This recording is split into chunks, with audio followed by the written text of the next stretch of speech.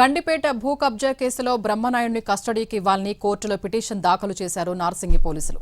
వారం రోజుల పాటు కస్టడీకి అనుమతి ఇవ్వాలని ఉప్పరపల్లి కోర్టులో పిటిషన్ దాఖలు చేశారు. ఇప్పటికే ఈ కేసులో ఉన్న A9 రాధాకృష్ణతో పాటు నిమ్మల రాజేష్, రామస్వామి, వేణుగోపాల్లను 2 రోజుల పాటు కస్టడీలోకి తీసుకుని విచారించారు సైబరాబాద్ పోలీసులు. ఈ కేసులో అరెస్ట్ చేశారు.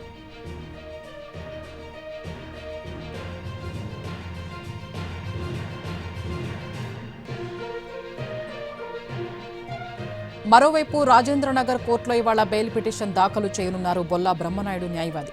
గండిపేట ల్యాండ్ స్కామ్, ఫేక్ జీవోల కేసులో బ్రహ్మనాయుడు అరెస్ట్ చేశారు. గండిపేట ల్యాండ్ కేసులో A7గా ఉన్నారు.